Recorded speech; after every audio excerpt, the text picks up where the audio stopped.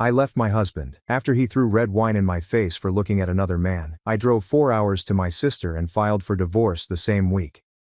It happened at a coworker's birthday party. My husband's friend grabbed a chip while I chatted with a new woman at the snack table. Like any guest, I looked up at him. Approximately 3 seconds. I didn't flirt or smile. I saw another person nearby. My husband witnessed from across the room. Walking over with red wine, he was silent. Completely threw the drink at me. Wine stained my eyes, nose, and white blouse. He told the audience, "That's what she gets for looking at other men." Nobody moved, no word. The friend I was staring at looked at the ground as if to disappear. The woman I was talking to handed me a napkin and left, seemingly avoiding me. My husband grabbed my arm and said, "We're leaving." I followed him to the car, confused. Wine still burned my eyes and dripped from my face. He told me I embarrassed him by flirting with his friend in public on the way home. I told him I only glanced at him and wasn't flirting. He said enough and I should know better. That phrase came to mind. I should know better. It implied he'd punished me for minor offenses. I rationalized, forgot, or pretended other incidents weren't so bad. He was furious when I laughed too long at another man's joke at dinner in our first year of marriage. No one threw anything then. Before I apologized for disrespecting him, he ignored me for 4 days. In my 3rd year, he said I dressed too nicely for work and asked who I was impressing. I wore baggy clothes to avoid conflict. In the 4th year, he checked my phone while I slept and asked why a male coworker texted me about a project deadline. He didn't talk to me for a week after I showed him the entire conversation and proved it was innocent. Miscommunication was my excuse for every problem. Thought he loved me too much and was jealous. Being more mindful of my behavior around men seemed like a solution. However, throwing wine in my face in front of dozens was intentional. That was abuse. I confessed that everything was abuse. At home, I washed off the wine on my face in the bathroom. He followed and watched me from the doorframe. He apologized but said I made him. He said I wouldn't have had to learn if I'd known how others saw me. Loved me, so he cared about my actions. The mirror showed him for the first time in 5 years. He didn't say sorry. Justified. He did not love me. He ruled me. He didn't want to teach me respect. Fear was disgust. Yes, I understood. I promised to improve. He hugged me behind and smiled, knowing I would. Let him believe everything was fine. I wanted him to assume everything was fine. Monday morning, he left for work at 8:30, as usual. I packed when I called in sick. I packed only clothes, important documents and grandmother's jewelry in 3 suitcases. Left everything. I drove 4 hours to see my sister. As the door opened, she saw my face and asked no questions. She made me tea and let me stay as long as I wanted. That night, my husband called to check on me. I stayed silent. 15 calls later, he texted. Worried, angry, threatened, apologetic and desperate texts followed. His phone number was blocked after 4 cycles. My sister recommended a domestic dispute lawyer. My divorce was filed next week. My husband disagreed. I woke up Tuesday with dried wine in my hair on my sister's couch. I noticed the smell first. Sticky sour. My neck hurt from sleeping on improper pillows all night. My phone lay face down on the coffee table. The phone showed 42 missed calls. From him. Everything. That number I blocked last night passed. He called unfamiliar numbers from borrowed or company lines. Before checking voicemails, I deleted notifications. I heard my sister walking, the coffee maker gurgling, and cabinet doors opening and closing in the kitchen. My body felt like water sitting up. My actions became clearer than the night before when I panicked. Left my husband. Left my life, home and everything. There was no going back. My sister brought 2 coffee mugs. She gave me one without judging my appearance or smell. She took out a notebook and pen at her kitchen table. She suggested listing all my tasks. My hands were shaking so I couldn't write with the pen. She started writing after I gently gave it to her. After the lawyer retrieves bank accounts, address changes and house documents. List expanded to 2 pages after 1. Each item seemed impossible. Everyone accepted this as permanent. My dresser drawer held my grandmother's jewelry. My forgotten wedding photo albums came to mind. I considered my life in 3 suitcases. Sister listed more items, canceled joint credit cards, changed beneficiaries, and updated emergency contacts. Her handwriting looped as the pen scratched the paper. After finishing, she gave me the notebook. Looking at it made my throat tighten. My hand was squeezed and she said we'd take it one by one. After showering and washing wine odor from my hair, I called work. On the second ring, my boss Miles Carter answered. I requested the week off for a family emergency. I hoped he didn't hear me cry as my voice cracked. He softened and asked if I was okay after saying, "Of course, take whatever time I needed." I agreed because I'd been trained for 5 years. In his pause, I heard him breathing from the other end. He said to rest and my job would be waiting when I returned. I cried again on my sister's guest bed after hanging up. My sister took me to the bank Wednesday morning. After 12 minutes in the parking lot, I entered. The lobby had bank-like glass doors and potted plants. But entering those doors was irreversible. Taking our money and making mine. My husband would understand my seriousness. "How could she help?" asked the desk clerk. Separating joint accounts was my request to my husband. She smiled professionally but looked at her colleague. I pretended to ignore their eye contact. She asked for my ID and account info. I shook while completing paperwork. She said I could legally withdraw funds or close the account because both names were on it. It was implied she discussed this with other women in the chair. The process took 3 hours. She had to verify my identity 4 times, get manager approval, and print old statements. Sitting next to me, my sister scrolled through her phone, touching our shoulders. After finishing, she gave me my new account information in a folder. She told me the joint account was closed and the funds split evenly between my new account and a check to my husband. Examined the desk check. $18,000. Half our savings. It made no sense, but I felt fair and like I was stealing from him. We drove to another bank across town, where I opened an account he couldn't access. Young representative asked no questions. The receipt appeared after I deposited half my savings. $18,000. If I was careful, it would last 7 months. It gave me choices while I decided. That night, I lay awake on my sister's couch thinking about money. My husband noticed the account empty in the morning. He'd see the check and realize I took half. He knew I'd stay away. Thursday came too fast. A sister drove me to court because my hands were shaking too much. An enormous gray building with metal detectors at each entrance and people moving purposefully as if they knew where they were going. The location was unclear. My sister held my arm as I emptied my pockets and put my purse on the security checkpoint conveyor belt. After the guard let us in, we stared at a directory board in the main lobby with dozens of unfamiliar room numbers and department names. Although Morgan Hale texted me the room number, I didn't understand the building layout. When a uniformed woman asked for help, my sister said we were looking for the family court clerk. She pointed left down a hallway and said, "4th door on the right." We saw crying people and lawyers in suits quietly arguing on benches. Short paper feed opening on a long bulletproof glass counter in the clerk's office.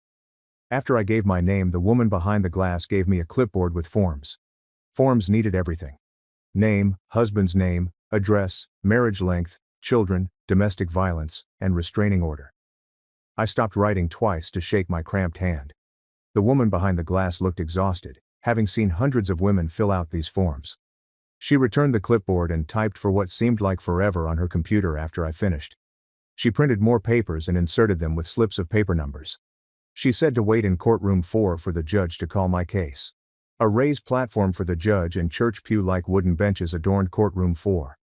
About 24 people waited for their cases in the room. In the back row with my sister, I read the papers in my lap without understanding them. Legal language made everything sound cold and official, like my marriage ended as a contract rather than 5 years of my life. Through a side door, a bailiff ordered everyone up. The black-robed judge sat on the bench. She had dark hair in a bun and was younger than expected, possibly in her 40s. People stood in front of her as she reviewed paperwork for cases by number. Some took 2 minutes, others 20. My witness argued that his ex-wife should not have full custody, but the judge interrupted him midway through his sentence to tell him that showing up drunk to pick up his children forfeited his right to argue custody. My number was called. My legs shook walking to the courtroom's front. The judge first examined my paperwork, then me. She asked if I wanted a TRO for assault and threatening behavior. I spoke too quietly when I said yes. I was asked about the party. I told her about the wine and my husband knocking on my sister's door. When she requested proof, I showed her the police report from that night and photos of my wine-stained clothes before washing them. She carefully examined the photos before asking if my husband was violent. Stopping automatic no's. A silent treatment was violent. Telephone calls were harsh. Allegations and isolation were violent. I concurred. He was controlling and threatening for 5 years. After taking computer notes, she looked at me again. She asked my sister, husband and I where we work. I gave her all addresses. More notes were typed and printed. I received it from the bath after she signed it. Restrictive order. My husband was ordered to stay 600 feet from me, my sister, my workplace, and my sister's home immediately. She promised a process server would deliver the papers to him at work tomorrow and arrest him if he disobeyed.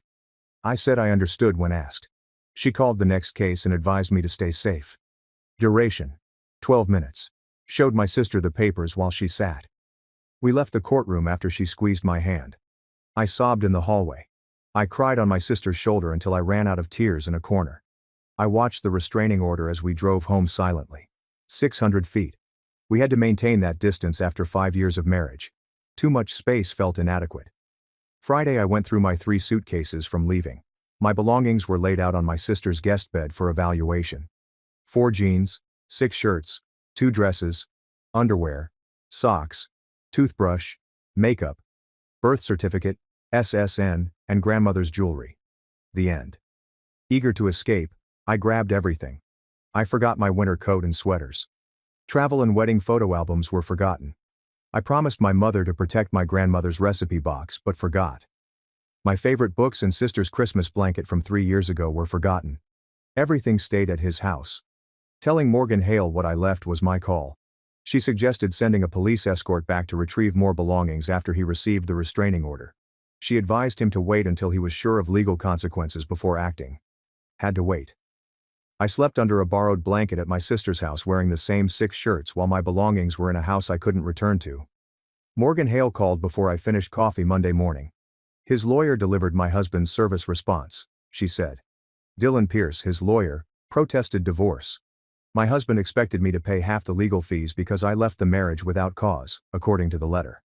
Morgan Hale reading parts of the letter to me over the phone made me sick. The words were abandoned without explanation.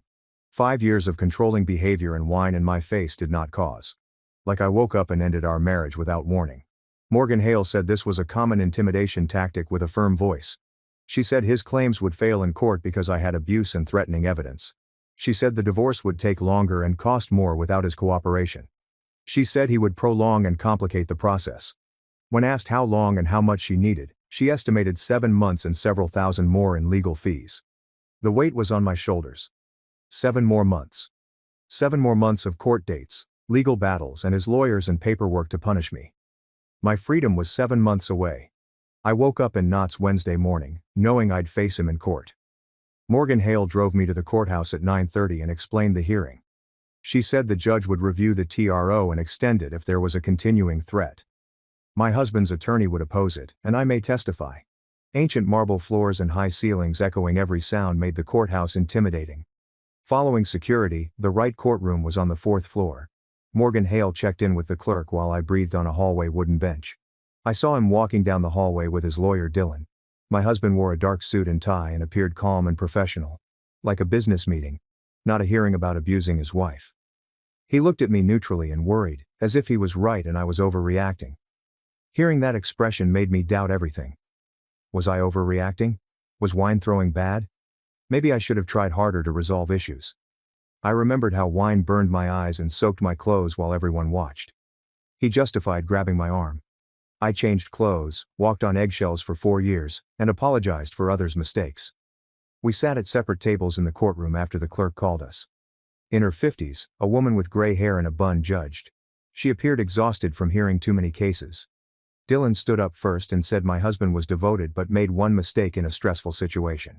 After I provoked him by flirting with his friend at a party, he said the wine incident was a one-time situation. He implied I threw myself at someone in front of my husband. He said my husband went to my sister's house to check on his wife, who had disappeared without explanation. It seemed like I was the problem and my husband was just responding to my bad behavior. Listening to him made me sick. I held the table edge to steady my shaking hands. I focused on breathing as Morgan Hale squeezed my arm under the table. Judge read police report from my husband's night at Sisters. The officer reported him as aggressive and threatening, pounding on the door and refusing to leave. Morgan Hale received photos of my wine-stained blouse, which the judge considered evidence. She asked if my husband had police report comments through her reading glasses. He responded, but she raised her hand and extended the restraining order for 7 months. She ordered him to stay 600 feet from me, my office and my sister's house. She threatened immediate arrest and jail time for violators. She spoke firmly and looked at him. Dylan objected, but the judge said my husband was a threat. Hearing ended in under 40 minutes. I left the courthouse exhausted and relieved. Morgan Hale reminded me that divorces involve many hearings and legal battles. The law protected me. Approaching me would have consequences. During lunch at a courthouse diner, Morgan Hale explained divorce. Deb Mills, my sister's neighbor, brought a foil-wrapped casserole that night. She offered to bring dinner because she heard I was struggling. She entered, placed the casserole on the kitchen counter, and offered to sell me a rental property through a friend. She surprised me with kindness.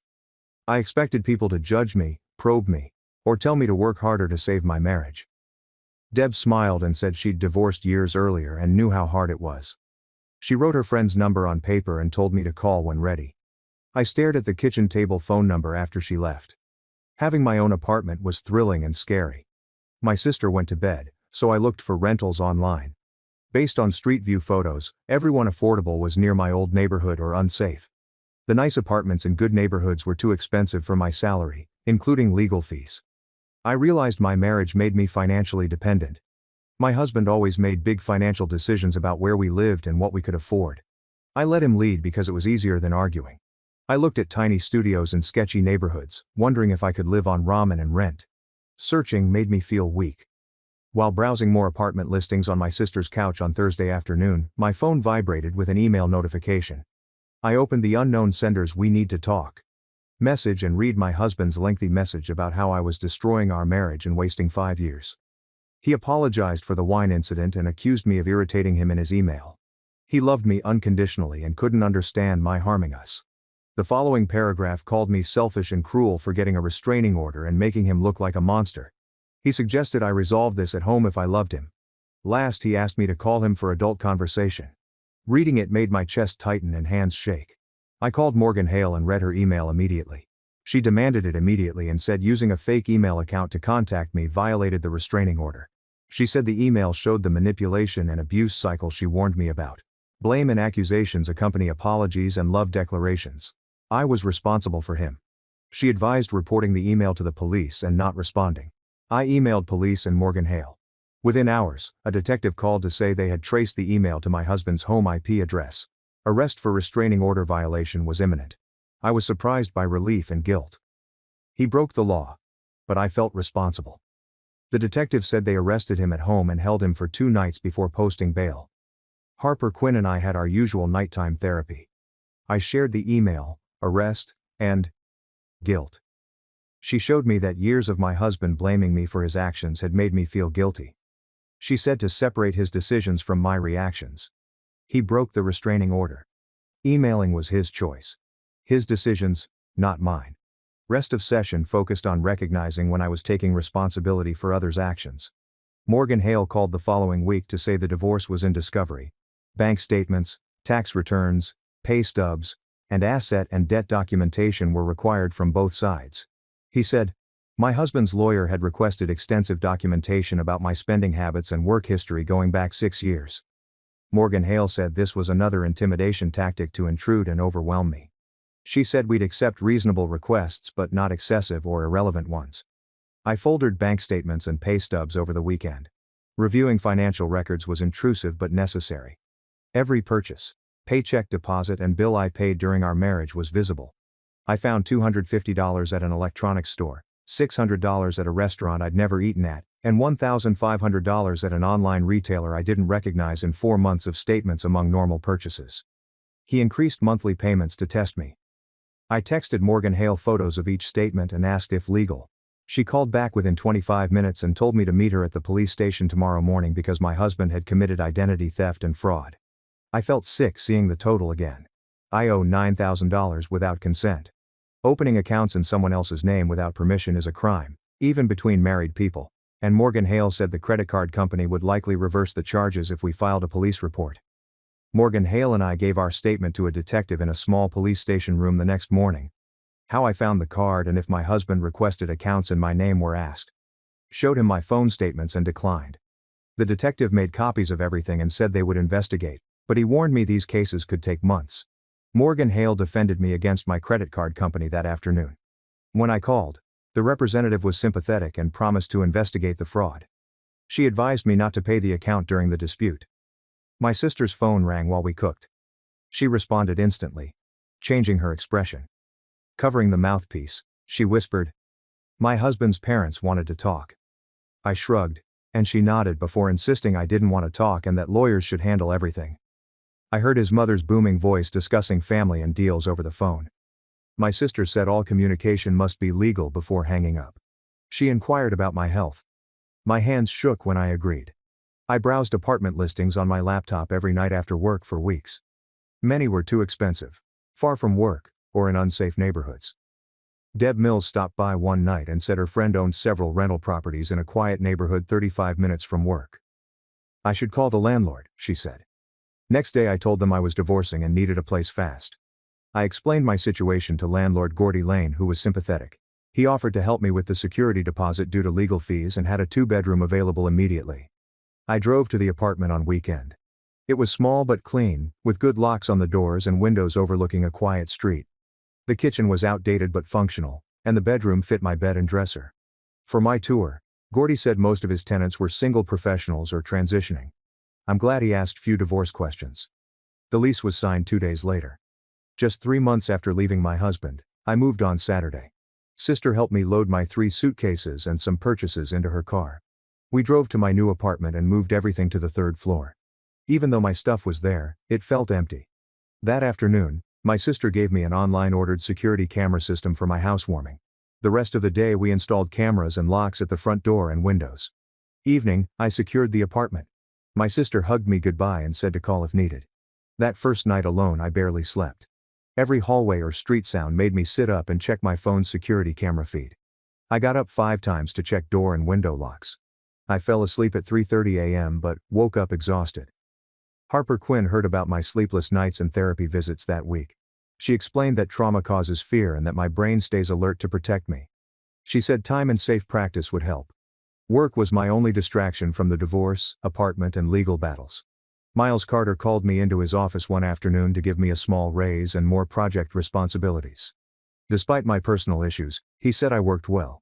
Money helped me financially, and work kept me busy all day. Morgan Hale scheduled divorce mediation 4 months after I left. She said Logan Winters, a court mediator, would divide property before trial.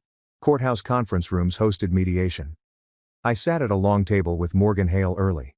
My husband and Dylan, his lawyer, arrived 10 minutes later. He looked hurt at me across the table as if I had hurt him. I felt guilty, but Morgan Hale squeezed my hand under the table to remind me why I was there. Logan explained mediation and advised us to focus on practical issues rather than emotions. We discussed minor details for the first hour and agreed on most of them quickly. I would store my car and belongings. He kept tools and sports gear. We would divide wedding gifts by donor. Everything stopped when we arrived at his house and car. My husband demanded I sign over all my rights to keep both. He claimed to have paid more of the mortgage and that the home was near his workplace. After 5 years of marriage, I wanted a fair share of our equity. Morgan Hale provided proof that I helped with household expenses and property maintenance. We debated for nearly 2 hours without agreeing. After 4 hours of mediation, most minor issues were resolved, but major ones were not. Logan said we tried, but some cases were unresolvable through mediation. Morgan Hale walked me to my car afterward, warning me that trial would take months and cost thousands of dollars. I told her I understood, but I wouldn't give up my legal rights because my husband wanted his way. Harper Quinn mentioned a downtown community center's Thursday night domestic violence survivors support group the following week. I was nervous, but she said hearing other women's stories would help me feel less alone.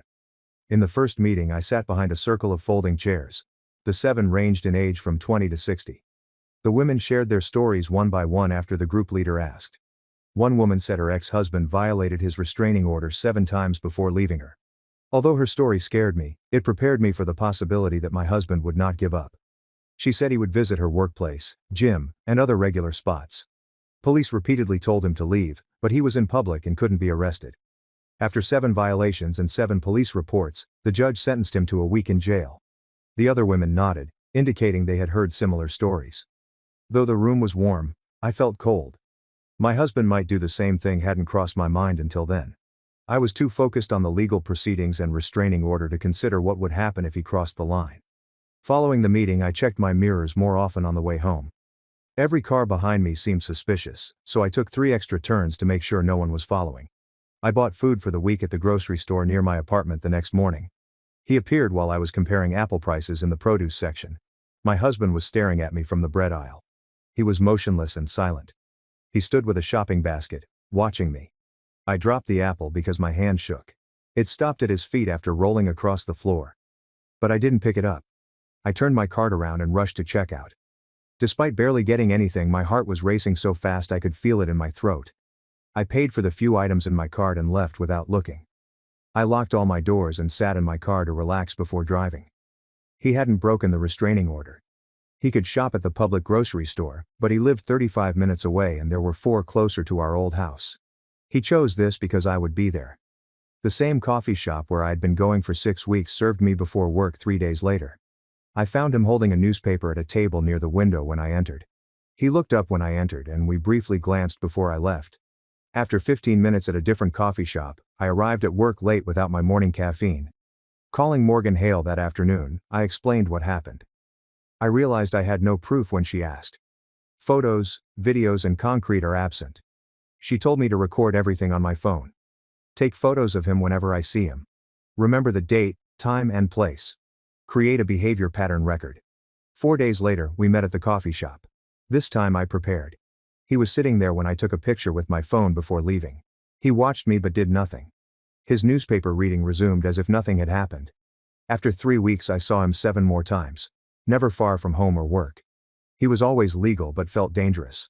Always photographed him and recorded details in my phone's notes app. When, where, what he was doing, and how long we spent. Morgan Hale modified the restraining order to include these locations. We heard from the judge who issued the original order. Dylan said my husband was allowed to shop and drink coffee in public. He said I was paranoid and trying to control my husband's movements. The judge examined my paperwork. 10 sightings in 3 weeks near my home and office, while my husband lived and worked elsewhere. She asked Dylan why his client needed to shop 35 minutes away at a grocery store with several nearby options.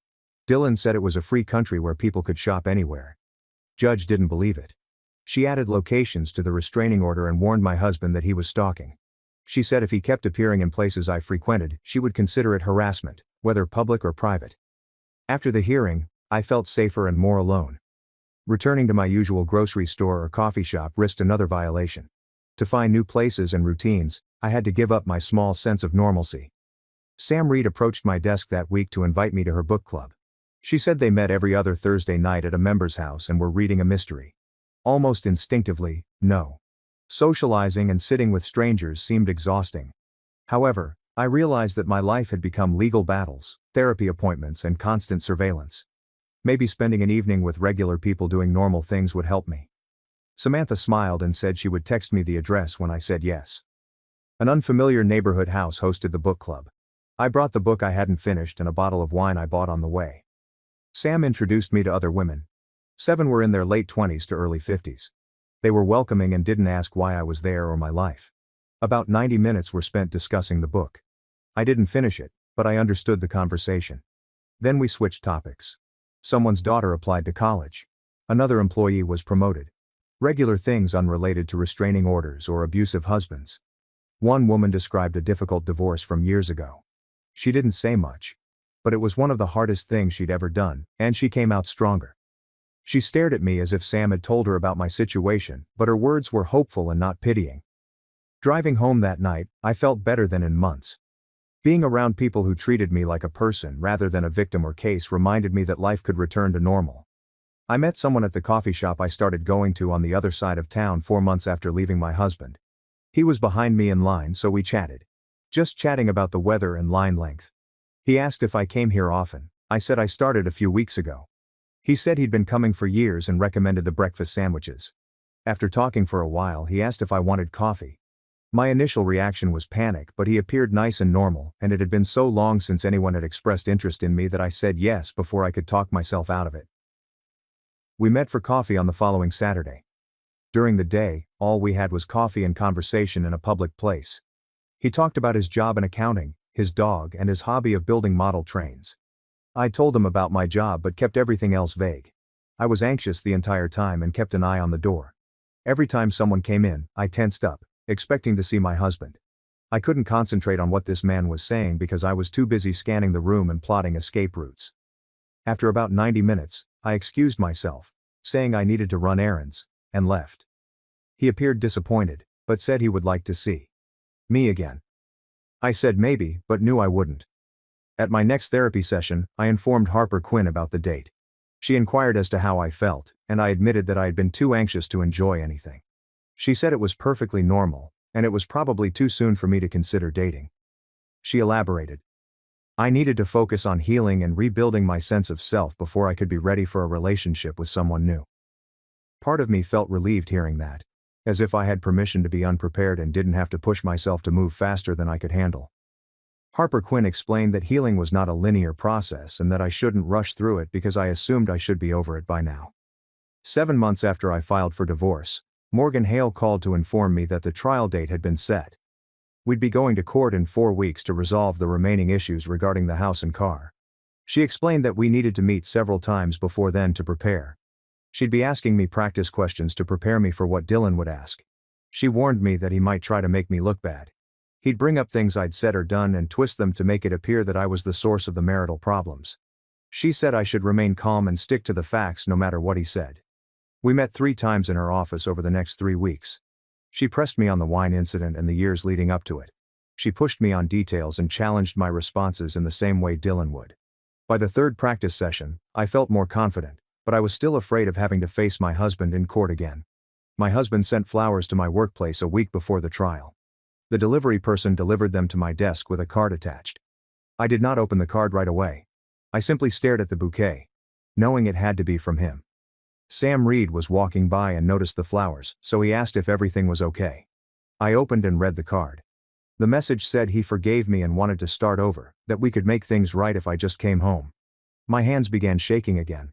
I told Sam that I needed to refuse the delivery. She assisted me in returning the flowers to the front desk and informed the receptionist that I would be unable to accept them. I then called the cops and filed a report for violating the restraining order. The officer who took my report stated that sending flowers to my workplace was a clear violation of the order, which prohibited all forms of contact. He said they would issue a warrant for my husband's arrest. My husband was arrested that evening and spent 4 days in jail prior to his bail hearing. Dylan argued at the hearing that his client was simply a man trying to save his marriage, and that sending flowers was a romantic gesture rather than a threat. The judge looked at Dylan as if he were insane. She pointed out that my husband had been specifically instructed not to contact me in any way, and that he had now violated that order several times. She extended the restraining order for another full year and increased the bail amount. She informed my husband that if he violated the order again, he would face significantly more time in jail. I felt both satisfied and scared as I watched him be led back to the holding cell. He felt relieved that he was finally facing real consequences. I was worried about what he'd do if he found out I wasn't going to back down. The trial took place on a cold morning in late winter. I got up at 4:45 a.m. because I couldn't sleep any longer and sat in my apartment, watching the sun rise through the window. My hands continued to shake as I attempted to hold my coffee cup. I got dressed in the clothes Morgan Hale had helped me pick out the week before. Nothing too nice that would make me look like I was trying too hard. Nothing too casual that would make me look like I didn't take this seriously. Just a simple navy dress and flat shoes that wouldn't make noise when I walked into the courtroom. My sister picked me up at 7:30, and we drove to the courthouse in silence. She kept glancing over at me like she wanted to say something encouraging, but couldn't find the right words. Morgan Hale met us outside the courtroom at 8:45. She went over everything one more time about how to answer questions and what to expect from Dylan. She told me to look at the judge when I spoke and to take my time with my answers. The courtroom was smaller than I expected. There were only about 24 seats for observers, and most of them were empty. My husband sat at a table on the other side with Dylan beside him. He was wearing a suit I'd never seen before, and his hair was cut shorter than usual. He looked like a different person, someone calm and reasonable who would never throw wine in anyone's face. The judge came in, and we all stood up. She was an older woman with gray hair pulled back in a bun and reading glasses on a chain around her neck. She told everyone to sit and started going through the preliminary stuff about what we were here to decide.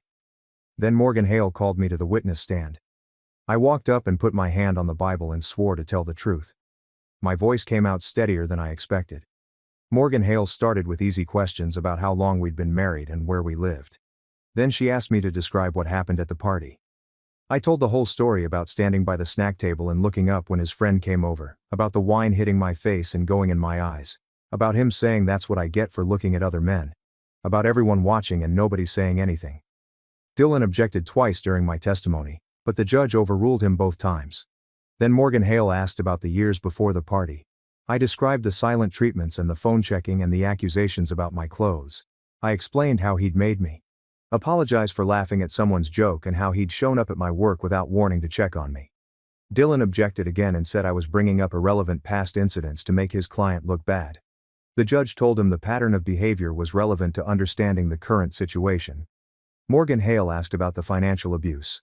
I told her about finding the credit card he'd opened in my name and the $9,000 in charges I never made, about how he'd controlled all our money and made me ask permission to buy anything. Dylan stood up and said I was exaggerating normal marital financial management. The judge told him to wait his turn. Then Morgan Hale asked about what happened after I left. I described the phone calls and texts, the showing up at my sister's house, the fake email account, the flowers he sent to my work after the restraining order. Dylan tried to object again, but the judge cut him off and told him she'd hear his side when it was his turn. When Morgan Hale finished, Dylan stood up to cross-examine me. He asked if I'd ever been diagnosed with any mental health conditions. Morgan Hale objected, and the judge sustained it. He asked if I'd been faithful during the marriage. I said yes. He asked if I'd ever lied to my husband about where I was going or who I was with. No, I said. He asked if I thought it was normal for a wife to run away without warning and take half the money from their joint account. I said I didn't run away. I left an unsafe situation. He asked if I had any proof the wine incident actually happened the way I described. I said there were dozens of witnesses at the party. He asked if any of them had come forward to testify. I said no, but that didn't mean it didn't happen. He kept pushing and trying to make me sound vindictive or unstable, but I stayed calm and stuck to the facts like Morgan Hale had taught me. When he finally sat down, I felt exhausted, but relieved it was over. The judge called a 20-minute recess. My sister came up and hugged me in the hallway outside the courtroom. She said I did great and that anyone watching could see I was telling the truth. When we went back in, Morgan Hale called my sister to testify. She described the night I showed up at her door with wine still in my hair. She talked about how scared I looked and how I kept checking the windows like I thought he might follow me. She described him pounding on her door at 1 a.m. and shouting that I needed to stop being dramatic. Dylan tried to make it sound like she was biased because she was my sister, but she stayed calm and factual. Then Morgan Hale called Sam Reed from work. Sam testified about work events where my husband would show up uninvited and stand too close to me. About how he'd call the office multiple times a day to check on me. About how I'd started wearing baggier clothes and stopped going to happy hours. The judge took notes the whole time and asked a few questions of her own.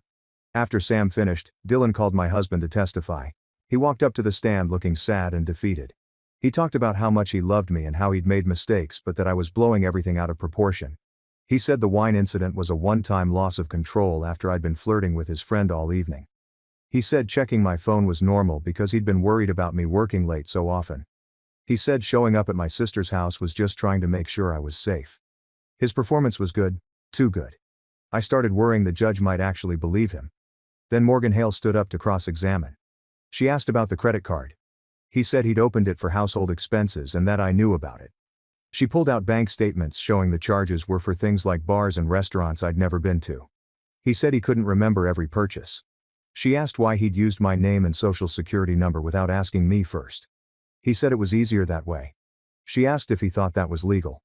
He started getting frustrated. She asked about the restraining order violations. He said sending flowers wasn't a crime. She asked if he'd read the order that specifically said no contact of any kind. He said the order was ridiculous. She asked if he thought he was above the law. His voice rose. He said I'd turned everyone against him and made him look like a monster when all he'd done was love me too much. The judge told him to lower his voice. Morgan Hale asked if throwing wine in someone's face was how he showed love. He slammed his hand on the witness stand and said I'd pushed him to it. The judge told him that was enough and excused him from the stand. He walked back to his table breathing hard, and Dylan looked like he wanted to disappear. The judge said she'd take 10 days to review everything and issue her ruling. We all stood up and filed out of the courtroom. My husband tried to make eye contact with me but I looked straight ahead and walked past him. Morgan Hale said she thought it went well and that his outburst had probably helped our case more than anything. 10 days later, Morgan Hale called to tell me the ruling had come through. The judge granted the divorce. She awarded me half the equity in the house, which my husband had to refinance to buy out my share. She assigned him responsibility for the fraudulent credit card debt. I also got to keep my car and my grandmother's jewelry, which he'd been refusing to return. The judge's written decision contained language about recognizing a pattern of controlling and abusive behavior. Reading those words felt like confirmation that what I'd been through was real and serious. My husband had 75 days to refinance the house and pay me out of the equity. Morgan Hale warned me that he might try to drag this out or hide assets, but the court order provided us with enforcement options if he failed to comply.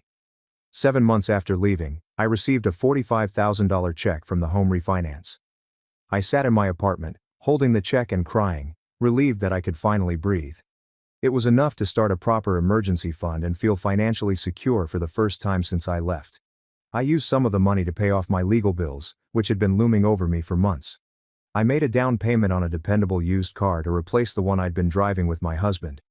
I purchased real furniture for my apartment rather than the second-hand items I had been using.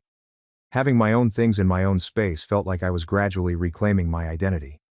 My husband made one last attempt to contact me through a mutual friend, asking if we could discuss reconciliation now that the divorce had been finalized.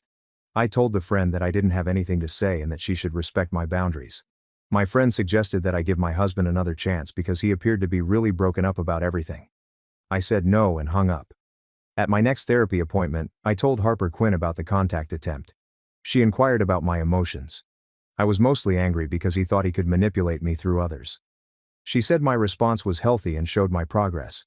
Because my trauma symptoms were improving, we cut therapy to once a week. My hypervigilance returned on bad days, and I checked all my locks 5 times before bed. I still had nightmares about wine dripping on my face in public. I had strong, capable and free days too. Miles Carter called me into his office on a Tuesday afternoon, 9 months after I left. I entered expecting another project assignment, but he motioned to the chair across from his desk and closed the door behind me. He said he had been closely monitoring my work since I returned from leave and saw unexpected growth.